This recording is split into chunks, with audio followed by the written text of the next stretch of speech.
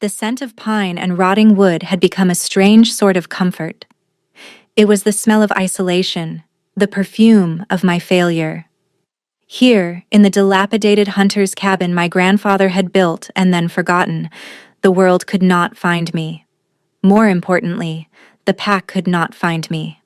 Tonight was the choosing. The one night every 5 years when the unmated alphas of the territory gathered to claim their omegas. For most, it was a night of heady anticipation and hope. For me, it was a sentence I had been fleeing my entire life. I ran a thumb over the cool metal of the pendant resting against my collarbone. It was a simple silver disc, worn smooth with time, etched with the shape of a crescent moon cradling a single perfect star. It was my mother's, the only thing I had left of her. Elindra had pressed it into my hand the night she died, her eyes wide with a feverish urgency I hadn't understood. "It will protect you, Mirren," she had whispered, her voice a dry rasp. "Your silence is not a weakness, it is a shield. Remember that. When the time comes, they will not hear you. They will feel you." Her words had made no sense then, and they made little more now. My silence was the pack's term for my defect, while every other wolf, from the mightiest alpha to the lowest-ranking omega, carried a distinct personal scent that broadcast their status, their emotions, their very essence. I had almost nothing. My scent was muted, faint, like a watercolor painting left in the rain. It was barely there, lavender and chamomile, a ghost of a fragrance that the other wolves found unnerving and incomplete. Broken. That's what they called me, the broken omega. I was useless, unable to signal submission or readiness, unable to participate in the complex olfactory language that governed our society. I was rejected before I could even be considered. A gust of wind rattled the cabin's lone window, and I flinched, my heart hammering against my ribs. Down in the valley, the ceremonial bonfires would be roaring, casting flickering shadows against the faces of hopeful omegas and predatory alphas. I could almost hear the low, rumbling growls of dominance, smell the cloying mix of arousal and fear that would be saturating the air. Here, there was only the damp earth, the sharp tang of pine needles, and the cold, metallic scent of my own anxiety. I was an outcast, a secret shame my pack was happy to ignore as long as I stayed hidden. And I was more than happy to oblige. I was 19. Most omegas my age were already mated, some with their first pups. I was still just Mirren, a ghost haunting the edges of a world I could never truly belong to. The thought was a familiar ache, a hollow space in my chest that had been carved out by years of whispers, of averted eyes, of being left behind. I pulled my thin blanket tighter around my shoulders, the rough wool scratching my chin. It was better this way. To be alone was to be safe. To be forgotten was to be free. I repeated the words like a mantra, a desperate prayer to a moon I could not see. Then, a sound cut through the sighing of the wind. It was thin and high-pitched, completely alien to the noises of the forest night. A cry. It was a child's cry, sharp with distress and fear. I froze, every muscle in my body locking into place. No one ever came this far up the mountain, especially not on the night of the choosing. Children were kept close, bundled up, and guarded within the village proper. The cry came again, closer this time, followed by a desperate sob that tore at something deep inside me. It wasn't the sound of a wild animal. It was the sound of a lost little boy. My carefully constructed solitude shattered. The fear for my own safety was still there, a cold knot in my stomach. But it was overshadowed by a fierce, inexplicable surge of concern. I couldn't just sit here and listen to a child suffer. My mother's lessons, the ones about kindness to the small and the weak, were more deeply ingrained than my own survival instinct. Taking a deep, unsteadying breath, I grabbed the small skinning knife I kept by the hearth, a laughably futile weapon, and unbarred the heavy wooden door. The night air was cold, biting at my exposed skin. It carried the distant scent of the ceremonial fires, wood smoke and something else, something powerful and electric, like an approaching storm. I ignored it, my ears straining to pinpoint the source of the crying. "Hello?" I called out, my voice thin and reedy from disuse. It was swallowed by the vast darkness. A sniffle answered me from a thicket of ferns a dozen yards away. I moved slowly, my bare feet sinking into the damp moss. The knife felt cold and foolish in my hand. What was I going to do? Fight off a bear? The child was my only concern. Pushing aside a large, wet frond, I saw him. He was small, no more than 4 or 5 years old, with a mop of dark, unruly hair that fell into his eyes. He was dressed in clothes far too fine for the woods. A velvet tunic and soft leather breeches, now smudged with dirt and tears. His face was pale, his cheeks flushed with cold and streaked with grime. But it was his eyes that held me captive. They were the color of molten amber, wide with terror, and they shimmered with a strange, unnatural light. And his scent. It was a storm in a teacup. Ozone, pine, and a faint, terrifying echo of something ancient and dominant. It was the scent of royalty. My blood ran cold. This was no ordinary pup. This was Lycan nobility. This close to the valley, on this specific night. Dread coiled in my gut. The boy looked up at me, his sobs catching in his throat. He hiccuped, wiping his nose on his expensive sleeve. He didn't seem to notice my lack of scent. Or if he did, he didn't care. He just saw a person who wasn't a looming tree or a dark shadow. "Are you lost?" I whispered, my voice barely audible. I crouched down, setting the useless knife on the ground to show I meant no harm. He nodded, his lower lip trembling. I was running. It got loud. "The fires," I murmured, understanding. The sensory overload of the choosing could be overwhelming even for adults.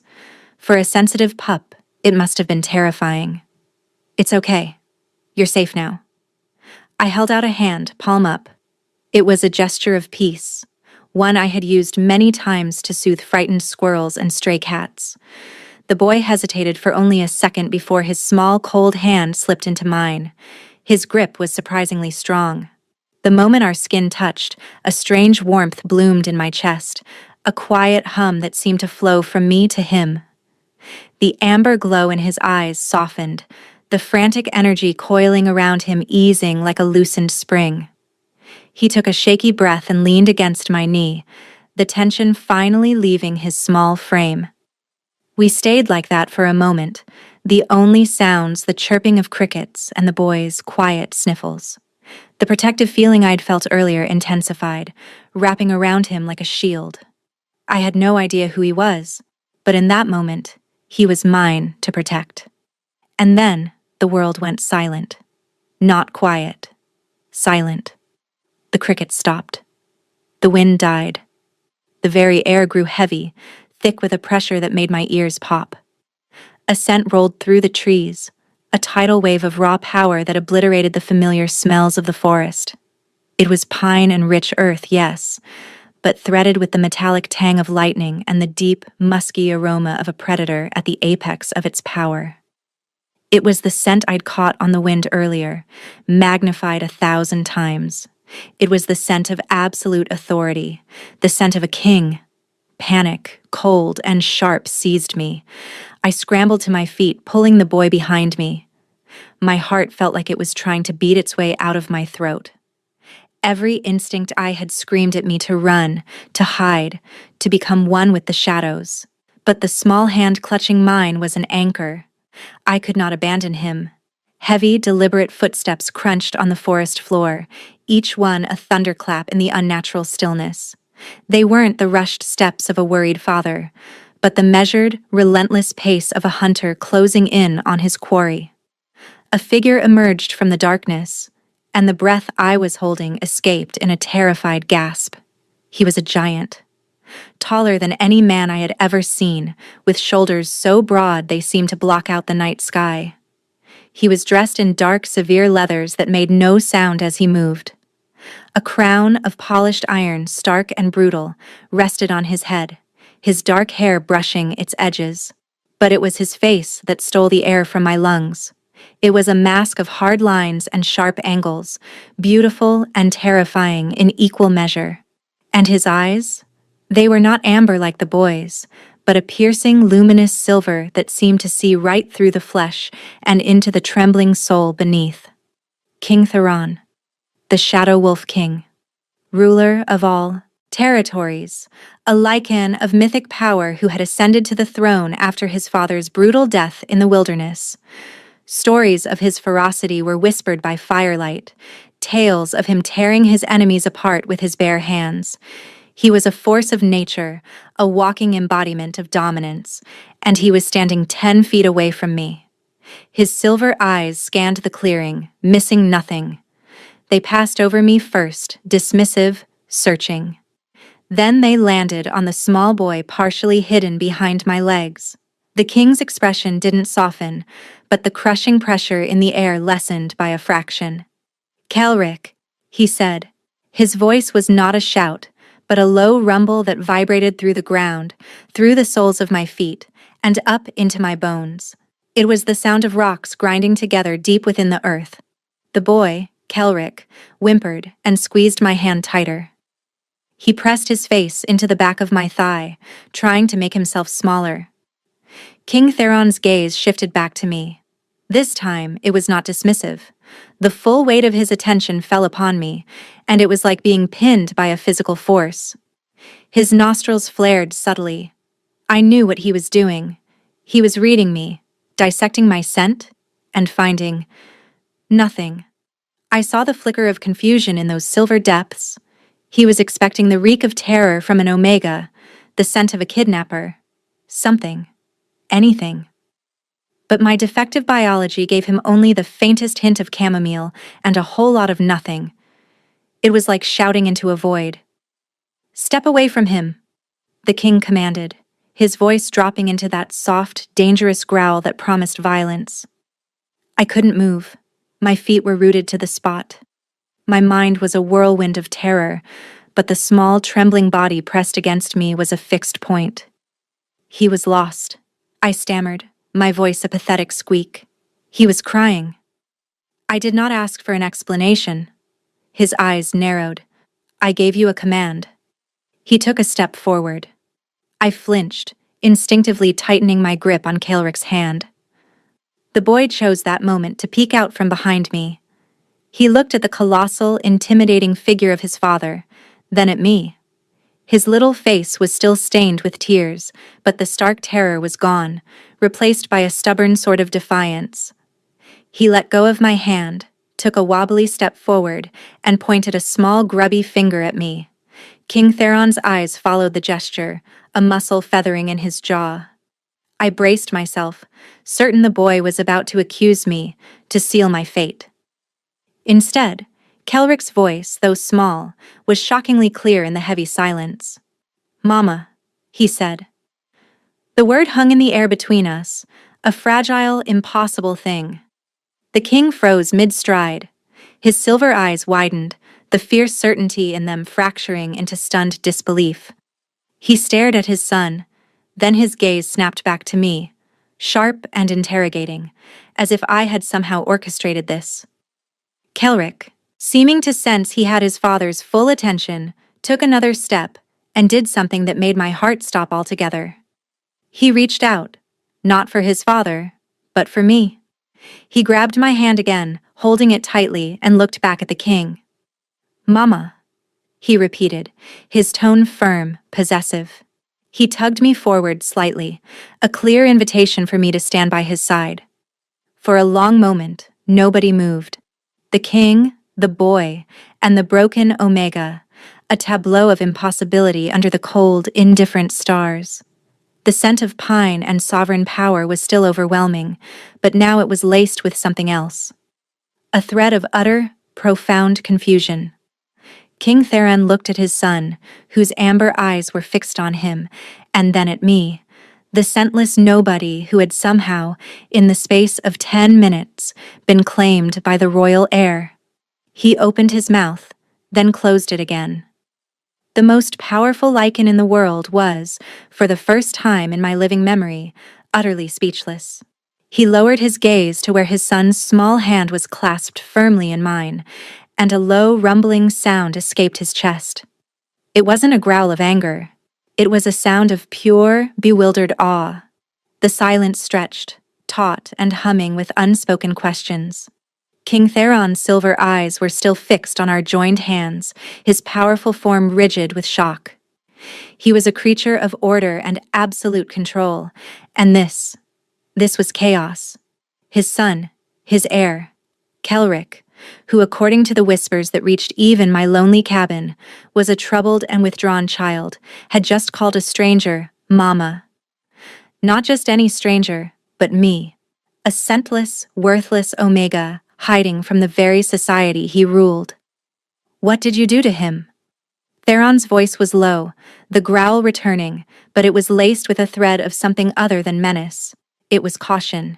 He was approaching a situation he did not understand, and it made him dangerous. Nothing, I whispered, my throat tight. I heard him crying. I came out. He took my hand. The explanation sounded feeble even to my own ears. Theron's gaze lifted from our hands and met mine. He took a slow, deliberate step closer, and then another. He was so near now I could feel the heat radiating from his body. The sheer scale of him was dizzying. I had to crane my neck to look up at his face. He lowered his head, his silver eyes searching my face for any sign of deception, any flicker of witchcraft or foul play. His scent was a physical presence, wrapping around me, sinking into my clothes, my skin. It should have been terrifying, and it was. But beneath the crushing dominance there was that scent of pine and clean earth, something solid and real that anchored me instead of drowning me. He inhaled deeply, his eyes closing for a fraction of a second. I saw the minute furrowing of his brow as he processed my scent, or rather, the lack of it. "You are muted," he murmured, more to himself than to me. It wasn't an accusation. It was a statement of fact, spoken with a strange curiosity. "I'm broken," I said, the words slipping out before I could stop them. It was the truth I had lived with my whole life. A flicker of something, annoyance, disagreement, crossed his face. "You are not broken." The statement was flat, absolute. Before I could process it, he crouched down, bringing himself to his son's eye level. The movement was fluid, impossibly graceful for a man so large. All the intimidating power was suddenly focused, gentled. "Kelric," he said, his voice softer now, stripped of the commanding growl. "This is not your mother. You know that." Kelric shook his head stubbornly, his grip on my hand tightening. He pressed himself closer to my leg. "She's warm," he mumbled, his face half hidden. "You're loud." The words, a child's simple truth, seemed to strike the king like a physical blow. A shadow of pain, deep and ancient, passed through his silver eyes. He looked from his son's averted face to my own, and for the first time, I saw past the terrifying monarch to the burdened father beneath. The whispers were true then. The bond between them was strained. The king's immense power, his loudness, as Kelric put it, was too much for the boy. "You will both come with me," Theron said, his voice regaining its authority. It was not a request. He stood, his gaze sweeping over my tattered dress and bare feet with a flicker of distaste before settling on my face. "Now," panic flared anew. "To the village? The choosing is of no concern to you." He cut me off, his tone leaving no room for argument. "You are under my protection. No one will touch you." He looked at Kelric. "And you will not be leaving my sight again." He turned and began walking back the way he came, not waiting to see if I would follow. He knew I had no choice. Kelric, still holding my hand, trotted to keep up, pulling me along with him. My heart hammered a frantic rhythm against my ribs. Under his protection? What did that mean? I was being taken from my hovel, from my quiet, miserable safety, and dragged into the very heart of the world I had tried so desperately to escape. The walk to the edge of the forest was a blur of shadows and the thunderous beat of my own blood in my ears. Theron moved with a predatory silence, while Kelric and I stumbled in his wake. As we neared the village, the sounds and smells became overwhelming. The roar of the bonfires, the cacophony of voices and laughter, and the thick, heady scent of 100 wolves in close quarters. It was a sensory assault that made me feel dizzy and sick. We didn't enter the main clearing. Theron led us along a shadowed path that skirted the celebration, heading towards the imposing stone structure that dominated the village, the Great Keep. Royal guards, clad in black leather and steel, materialized from the shadows as we approached. They bowed, their heads, their eyes wide with surprise as they took in the sight of their king, his lost son, and the ragged, unknown female being towed along by the prince. Inside, the keep was a world away from my cabin. Torches burned in iron sconces, casting a warm golden glow on stone walls hung with rich tapestries. The air was clean, smelling of beeswax, old stone, and the lingering scent of the king's power. We were led not to the dungeons as I had feared, but up a winding stone staircase to what were clearly the royal chambers. Theron dismissed the guards with a flick of his hand and led us into a vast fire-lit study. Bookshelves lined the walls from floor to ceiling, filled with leather-bound tomes. A massive oak desk stood before a window overlooking the valley, and a plush fur rug was spread before a crackling hearth. It was a room of quiet, immense power. Kelric, finally releasing my hand, ran to the hearth and curled up on the rug, his eyes already heavy with sleep. The warmth and safety of the keep had finally exhausted him. "Sit," Theron commanded, gesturing to one of 2 high-backed chairs near the fire. I obeyed numbly, perching on the edge of the plush velvet cushion. I felt utterly out of place, a field mouse in a lion's den. Theron did not sit. He prowled the room, a caged predator, his silver eyes never leaving me. The silence stretched, thick and heavy, broken only by the crackle of the fire and Kelric's soft breathing. "Tell me your name," he said at last, his voice low. "Mirren." "Mirren," he repeated, tasting the name. "And you are of the Blackwood pack?" I nodded, my gaze fixed on my hands, which were twisting in my lap. They don't claim me. I live on the mountain." "Because you are scentless," he stated. The word, spoken in his deep, rumbling voice, didn't sound like an insult. It sounded like a diagnosis. I flinched nonetheless. "Broken," I corrected him softly. "Stop saying that," he growled, a flash of impatience in his eyes. He stopped his pacing and stood directly in front of me, forcing me to look up at him. "There are old legends, stories my mother used to tell, of women born under a silent moon, women whose scent was a whisper, not a shout. They were not broken, they were called anchors." My head snapped up. Anchor? The word meant nothing to me. "Our kind," he continued, his voice taking on a lecturing tone as if speaking to a student. "We are creatures of passion, of instinct. Our wolves are always close to the surface. That power, it creates a loudness, a storm inside." He glanced at his sleeping son. "For some, that storm is too strong. It threatens to break them, to pull them under, to make them feral. An anchor, a moon speaker, the old texts called them, has a quiet that can calm the storm, a silence that can soothe the beast without chains or submission." My mind was reeling. Moon speaker? This was the stuff of children's tales, of forgotten myths. It couldn't be real. It couldn't be me. I don't understand," I stammered. Theron's gaze dropped to my chest, to the silver pendant that lay against my skin. "What is that?" "It was my mother's," I said, my hand instinctively covering it. "Let me see it." It was a command, but his voice was softer now. Hesitantly, I lifted the chain over my head. My fingers trembled as I held it out to him. He didn't take it from me. Instead, he crouched again, his large calloused fingers gently turning the pendant over in my palm. His touch was surprisingly light, sending a jolt of warmth through my skin that had nothing to do with fear and everything to do with the strange hum I'd felt with Kelric. "The crescent moon," he murmured, tracing the etching with his thumb. "And the star. This is the mark of the Moonspeaker lineage. It was thought to be lost for generations." He looked up, his silver eyes boring into mine. The confusion was gone, replaced by a stunning, piercing certainty. "Your mother. Did she know what you were?" My mother's last words echoed in my head. "Your silence is not a weakness.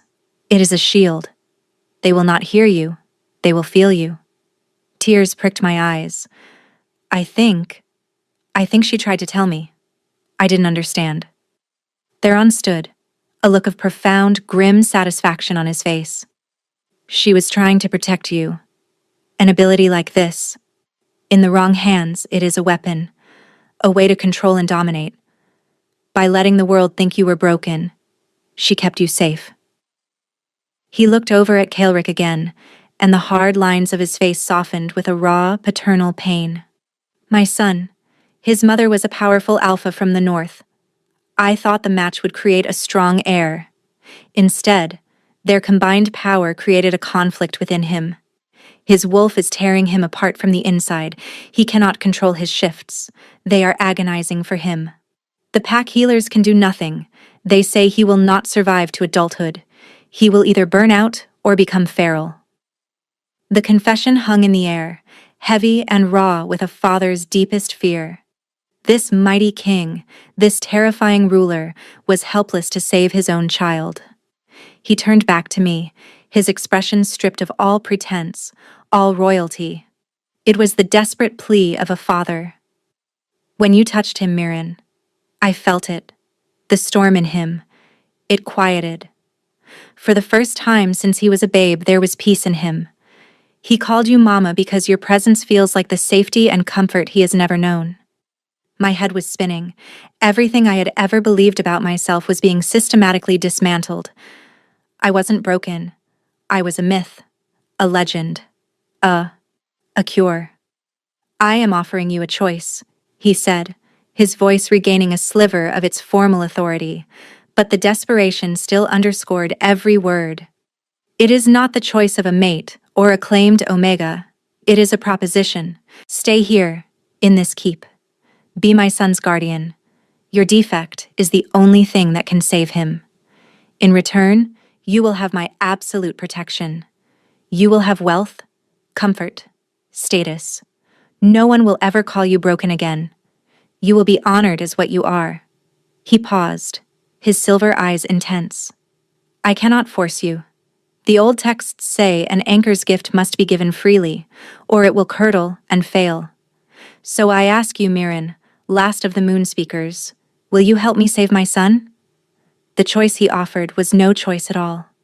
Return to my hovel, to a life of cold, lonely misery, waiting for the day my pack decided I was too much of a burden to keep hiding.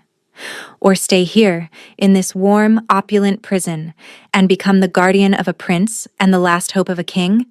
My entire life I had been nothing, a ghost, a flaw. Now I was being told I was essential. The validation was a heady, terrifying drink. Hope, an emotion I had long since starved, began to unfurl in my chest. I looked from the king's desperate, hopeful face to the small boy sleeping peacefully by the fire, a peace I had apparently given him. My mother's words finally clicked into place. This was the time she had spoken of. This was the moment my shield was meant to become something more. Taking a deep breath, I met the king's gaze. My voice, when it came, was still quiet. But for the first time in my life, it was steady. "Yes," I said. "I will stay." The relief that washed over King Theron's face was so profound, it was like watching a mountain shrug off a glacier. The immense tension he carried seemed to lessen, the harsh lines around his eyes softening. He gave a single, sharp nod, the king reasserting himself over the father. "Good," he said. the word a low rumble of satisfaction. A handmaiden will be assigned to you. You will be given rooms adjoining my own, so you may be near Kael'ric. Your every need will be met. He paused, his silver eyes holding mine. My name is Theron. You will call me by it when we are in private. The intimacy of the suggestion sent a strange flutter through my stomach. Just a day ago, I was a forgotten outcast. Now I was on a first-name basis with the Lycan King. The world had tilted on its axis, and I was struggling to find my balance. As if summoned by his will, a soft knock came at the door. Theron called for them to enter, and a young woman with a kind face and warm brown eyes stepped inside, bowing deeply. She carried a bundle of folded fabrics in her arms. "Mirren, this is Thalira," Theron said. "She will attend you. Thalira, this is Lady Mirren. She is a guest of the crown and Kael'ric's guardian. You will see to it that she is treated with the utmost respect." Lady Mirren. The title was so foreign, so absurd that I almost laughed.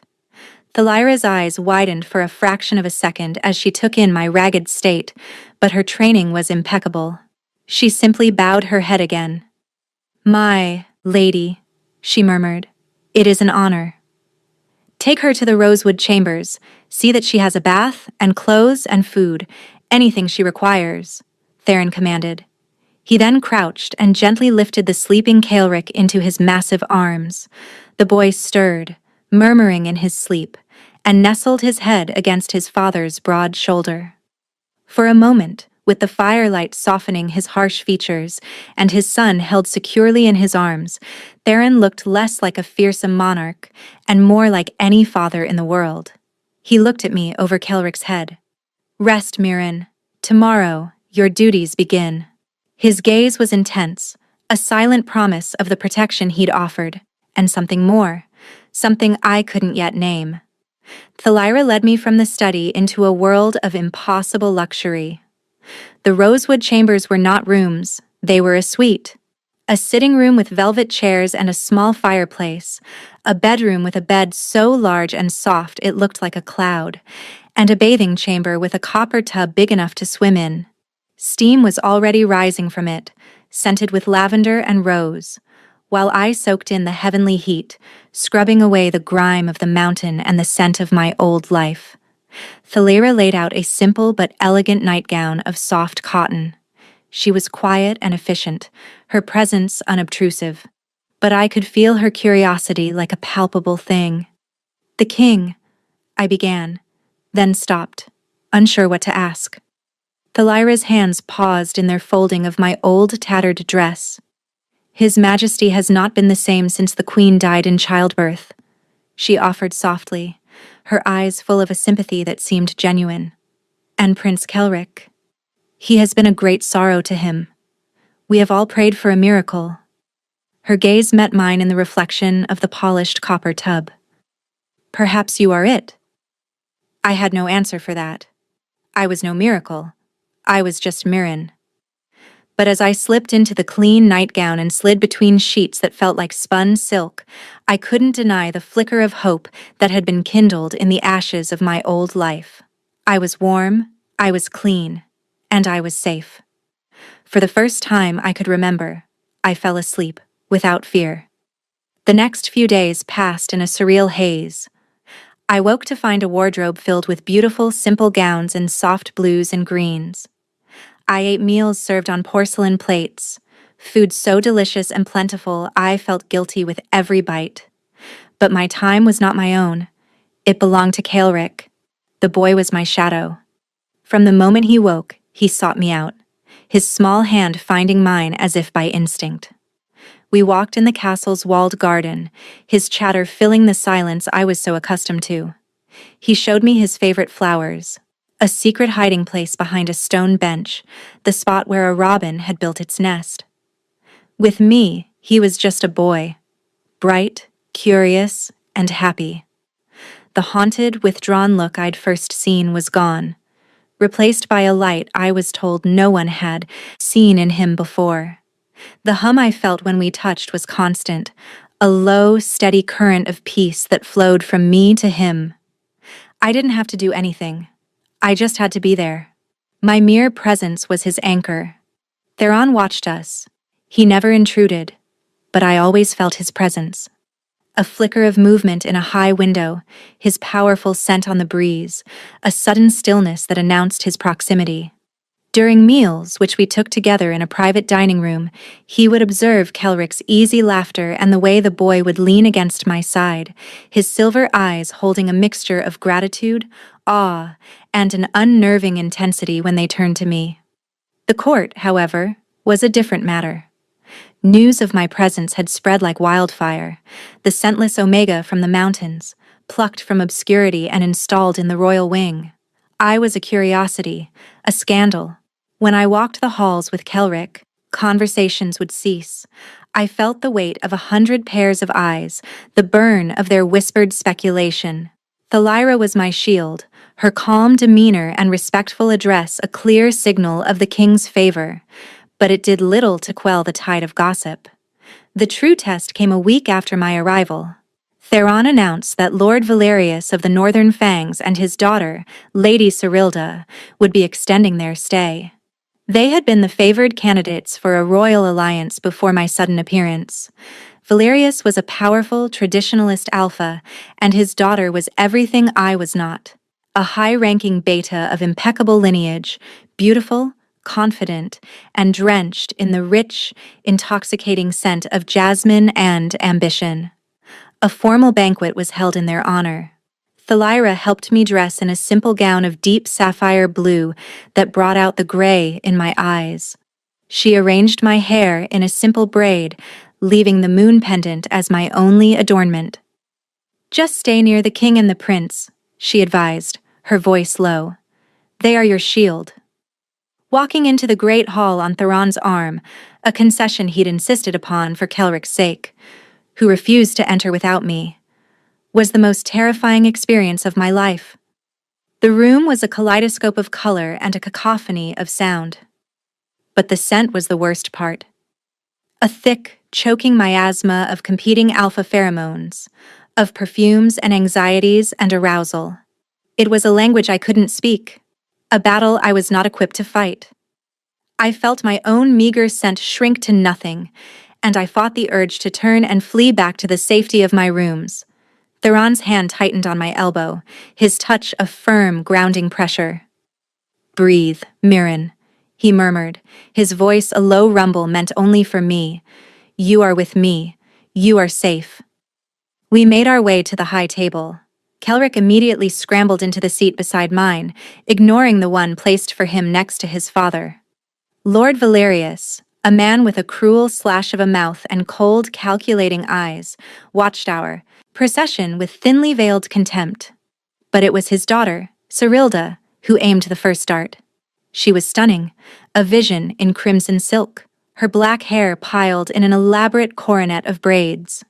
She rose as we approached, her smile a beautiful, predatory thing, her eyes, the color of dark chocolate, swept over me in a deliberately insulting appraisal.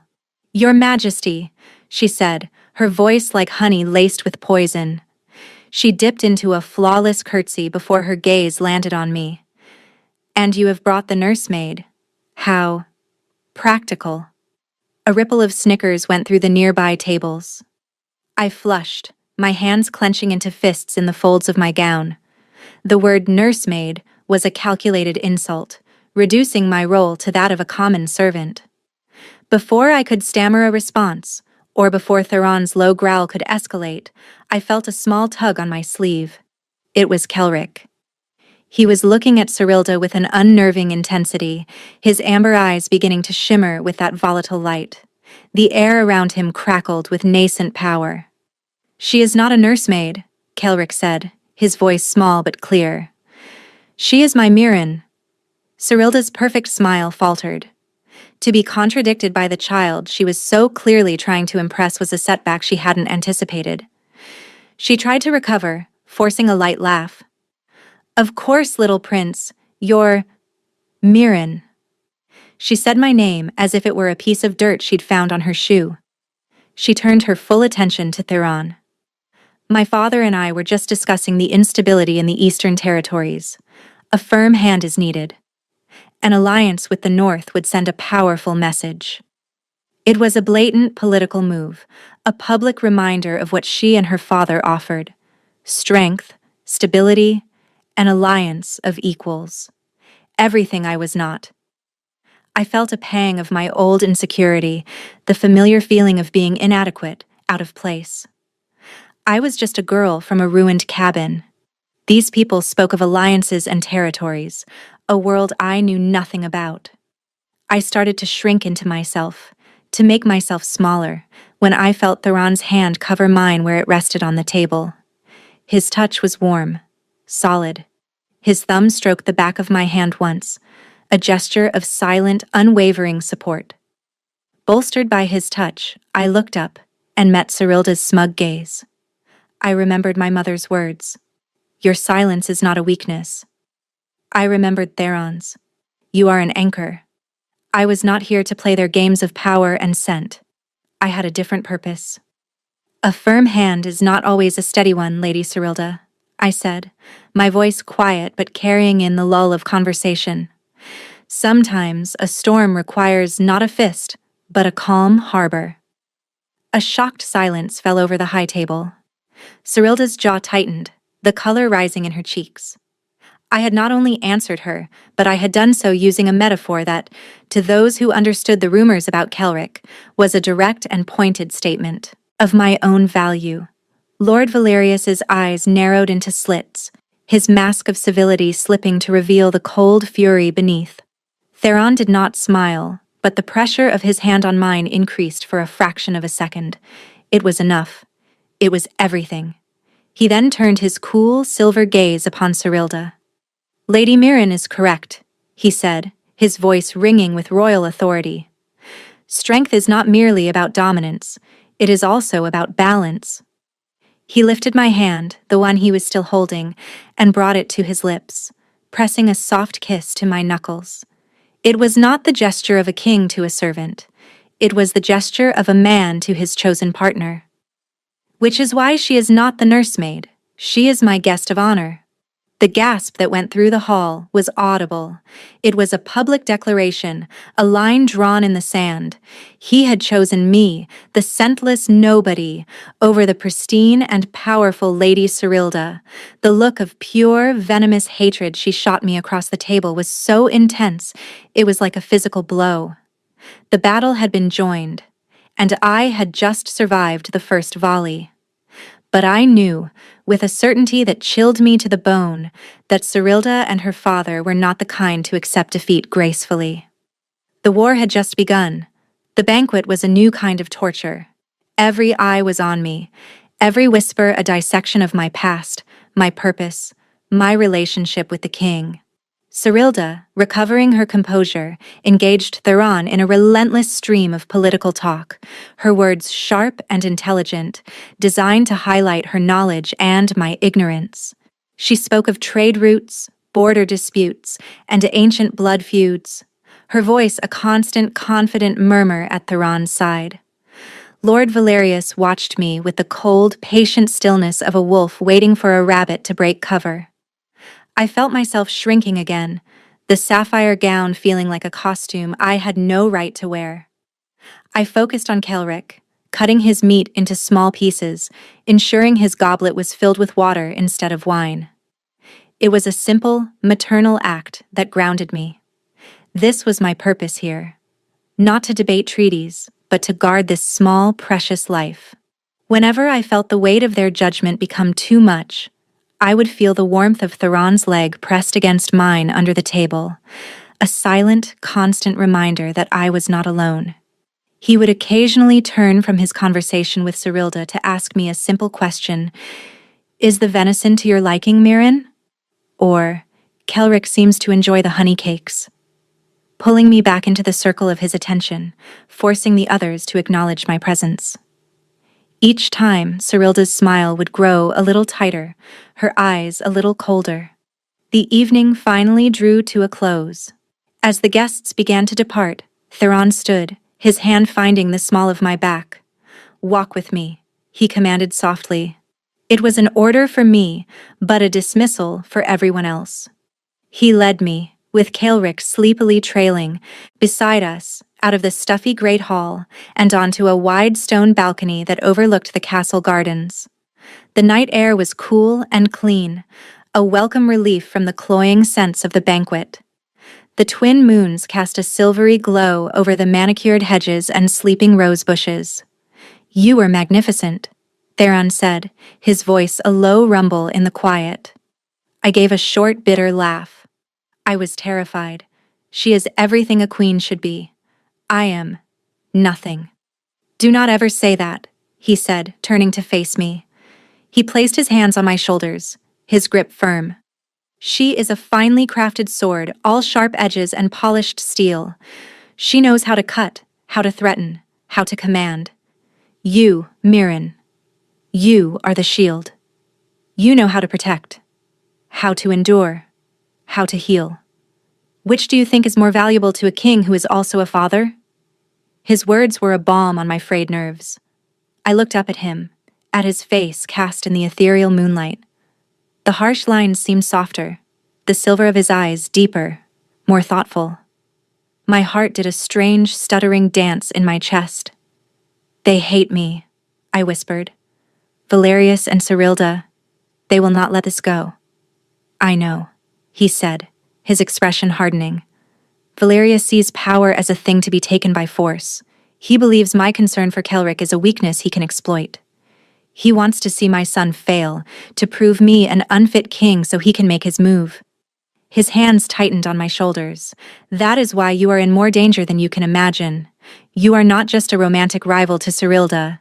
You are the one thing that can foil her father's ambitions. You are the key to my son's stability, and therefore, to the stability of my reign." A cold dread washed over me. This was not just about courtly insults and social maneuvering. This was about the throne itself. I was a pawn in a very dangerous game.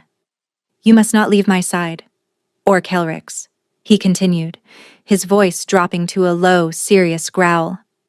"Do you understand me? You will not go anywhere in this keep alone." "I understand," I said, my voice trembling slightly. He looked down at me, his gaze intense. "Look at me, Mirren."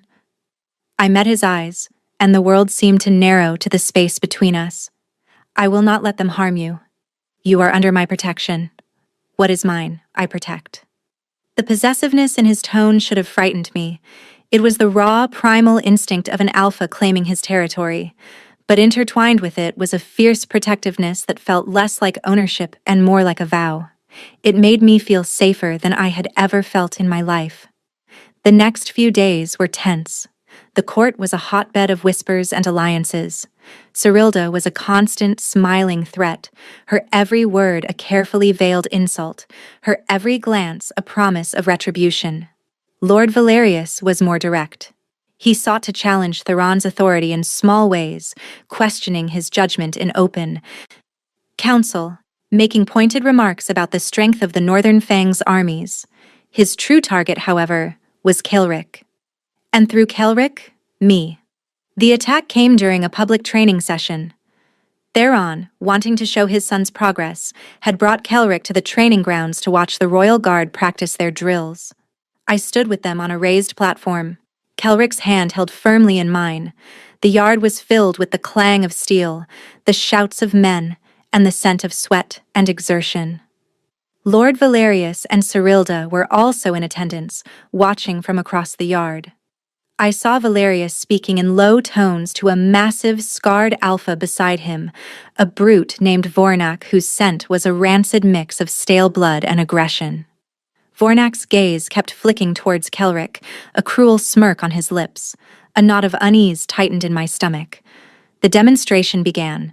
The guards moved with precision, their swords a blur of silver in the midday sun. Kaelric watched, his amber eyes wide with fascination. He was calm, his energy stable, the hum between us a gentle, steady rhythm. Then, it happened. On a signal from Valerius, Vornak deliberately broke formation. With a roar, he manifested his wolf, a monstrous, mangy beast with matted gray fur and crazed yellow eyes. But the shift was wrong. It was wild, uncontrolled. He charged not towards his sparring partner, but directly towards the platform where we stood. Chaos erupted. Guards shouted, drawing their weapons. But the feral wolf was too fast. It was a blur of gray fur and snapping teeth, its target clear, the young prince. Theron moved like lightning, placing himself between us and the charging beast, his body transforming as he moved. Fur sprouted, bones cracked and reformed. In seconds, the king was gone, replaced by a colossal shadow wolf, its fur the color of midnight, its silver eyes glowing with incandescent rage. But Vornak's attack wasn't aimed at the king. It was a provocation. The sight of the feral wolf, the raw, uncontrolled violence, the wave of pure killing intent that rolled off it. It struck Kael'ric like a physical blow. The boy screamed, a high, terrified sound. The gentle hum between us shattered. I felt the storm inside him break its leash. His small body convulsed, his amber eyes blazing with uncontrolled power. His skin flickered, becoming translucent, the shadow of a small, terrified wolf visible beneath. He was losing control, his own wolf lashing out in terror, threatening to consume him. Theron was caught. He was poised to intercept Vornak, but he couldn't leave his son's side. He was frozen between two threats, his own desperate howl of rage and fear tearing through the air. In that moment of chaos, everything slowed down. The shouts, the fear, the snarling of the wolves. It all faded into a dull roar. All I could see was Kael'ric, his small body being torn apart by a power he couldn't contain. All I could feel was his terror, his pain. My mother's voice whispered in my memory, "They will not hear you. They will feel you." Instinct took over. There was no thought, no decision. I dropped to my knees in front of Kael'ric, ignoring the charging monster, ignoring the king's battle. I placed both my hands on the boy's small, trembling chest. I closed my eyes and didn't just focus on the hum between us. I became the hum. I poured all of my will, all of my essence into that connection. I imagined my silence not as an absence, but as a presence, a vast, calm, quiet space, a harbor. I mentally reached for the raging storm inside Kael'ric and pulled. I did not fight it. I did not try to cage it. I simply opened the door to my own inner quiet and invited it in. A wave of energy, wild and hot and chaotic, flooded into me. It was like trying to drink the ocean. For a second, I thought it would overwhelm me, tear me apart. But my own core, the silent, steady place within me that the world had called broken, held firm. It absorbed the storm, gentled the waves, and quieted the thunder. My pendant grew warm against my skin, then hot, glowing with a soft, silvery light that was visible even through the fabric of my dress. A pulse of energy, cool and serene as moonlight, flowed from the pendant, through me, and into Kael'ric. The boy's convulsions stopped. The frantic flickering of his form ceased. He gasped, a deep, shuddering breath, and his eyes, when he opened them, were no longer blazing with feral light. They were just the clear, intelligent amber of a little boy. He looked at me, his expression one of dazed wonder, and collapsed into my arms, boneless and exhausted. I opened my eyes. The entire training yard was frozen in stunned silence. Theron, in his massive wolf form, stood over the whimpering, subdued form of Vornak, a single black paw on the lesser wolf's throat. But his glowing silver eyes were fixed on me and his son. Lord Valerius stood gaping, his face a mask of disbelief and fury. His plan had not just failed, it had backfired spectacularly. He had meant to expose Kael'ric's weakness and my incompetence. Instead, in front of the entire royal guard, I had performed a miracle. I had not just proven the legends true, I had proven my worth. I had proven that I was indeed the anchor. And in doing so, I had just declared myself the most powerful enemy Lord Valerius and his daughter had ever faced. The look in his eyes promised that his next attack would not be so public, and it would be aimed squarely at me. I was drained, my body trembling with the aftershocks of channeling so much raw power. Kelric was a heavy, warm weight in my arms, his soft breathing a reassuring rhythm against my chest. The silence in the training yard was absolute, broken only by the whimpering of Vornak pinned beneath Theron's paw. Theron's form shifted, the massive shadow wolf receding back into the man. He stood, his chest heaving, his eyes still locked on me. He crossed the distance between us in 3 long strides and dropped to one knee before me, his gaze sweeping over Kelric, assuring himself that his son was truly unharmed. "He's just sleeping," I whispered, my voice hoarse. Theron reached out a hand, his fingers trembling slightly, and brushed a stray lock of hair from my forehead. His touch was reverent. The raw gratitude in his silver eyes was so intense it was overwhelming. He looked at me not as a king, not as an alpha, but as a father whose deepest prayer had just been answered. "You saved him," he breathed, the words full of awe. Lord Valerius finally found his voice. "A trick," he spat, his face mottled with rage. "Some sort of Omega witchery. She is a danger to the boy, a corrupting influence." Theron rose to his full, intimidating height, his gaze snapping to Valerius. The air crackled with his fury. "You will be silent, Valerius," he growled, his voice lethally soft. "You staged this. You used a feral wolf to attack my son. You endangered the heir to the throne." He gestured to the guards who had surrounded the still cowering Vornak. "Take this filth to the dungeons and confine Lord Valerius and his daughter to their quarters. They will answer for this act of treason." Cyrilda, who had been watching with a horrified expression, rushed forward. "Father meant no harm, Your Majesty. It was a misunderstanding. Vornak lost control, that is all." "The only misunderstanding," Theron said, his voice like ice, "is your belief that I am a fool." He turned his back on them, a gesture of ultimate dismissal, and focused entirely on me. Gently, he lifted Kelric from my arms, cradling him with an ease that belied the boy's weight. With his other hand, he reached for mine, lacing his fingers through my own. "Come," he said softly. "You need to rest." He led me away from the training yard, leaving the guards to deal with the sputtering lord and his daughter. He did not release my hand. His grip was a firm, protective anchor in the swirling sea of my exhaustion and shock.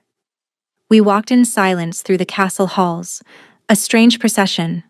The king, his sleeping son, and the exhausted Omega who had just saved them both. The court members we passed flattened themselves against the walls, their eyes wide, their sense a mixture of fear and awe. The whispers that followed us now were of a different sort entirely. He didn't take me to my chambers. He took me back to his study, the room where this new life had begun. He laid Kelric gently on the fur rug before the fire, then guided me to one of the large chairs and pushed me gently into it.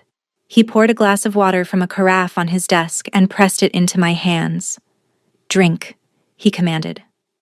I obeyed, the cool water soothing my dry throat. He knelt before me, taking the empty glass and setting it aside.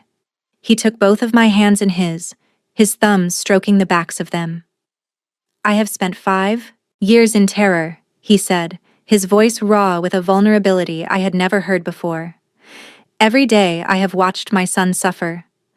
I have listened to healers tell me there is no hope. I have felt his wolf rage against him, and I have been powerless to stop it."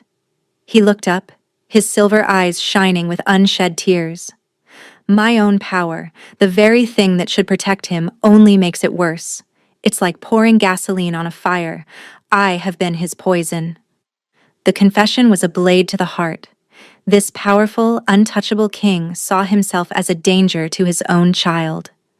The loneliness and burden he carried were immense, a mountain of grief and fear he had borne all by himself. "Today," he continued, his voice thick with emotion, "I watched him being torn apart, and for a moment I was frozen. I could fight the beast in front of me, but I could not fight the one inside of him. And then you did what I, with all my strength and authority, could not. You quieted the storm. You gave him peace. He squeezed my hands. How can I ever repay such a debt? It is not a debt, I said softly, finding my voice. I love him. The words were a simple, unadorned truth. In the short time I had known him, the bright, brave little boy had captured my heart completely. Theron's breath hitched. He stared at me, his expression unreadable. Mirren. He whispered my name like a prayer. He raised a hand and gently cupped my jaw, his thumb stroking my cheek. The calloused skin was rough, but the gesture was infinitely tender. When I found you in that forest, I thought I had found a solution to my problem. A tool. A means to an end. His gaze deepened, the silver of his eyes swirling with a storm of its own, but this was not a storm of power, it was a storm of emotion. I was wrong. I did not find a tool. I found a miracle. I found you. He leaned in slowly, giving me every opportunity to pull away. I didn't. I was mesmerized, caught in the gravity of his presence, in the raw honesty of his confession. The scent of pine and earth and lightning filled my senses, but now it was familiar, comforting, a scent I was beginning to associate with safety, with him. His lips met mine. It was not a kiss of passion or demand. It was a kiss of profound gratitude, of reverence. It was soft, questioning, a whisper of a touch that sent a shiver down my entire body. The hum, the quiet energy I shared with Kelric sparked between us, but it was different, deeper, stronger. It was a chord of harmony that resonated in the very core of my being. I leaned into the kiss, my hand coming up to rest on his chest, over his heart. I could feel its steady, powerful beat beneath my palm. He responded, his arm wrapping around my waist, pulling me closer until there was no space left between us. The kiss deepened, becoming something more, something filled with all the loneliness he had carried, all the hope I had given him, and a dawning, breathtaking desire that left me breathless.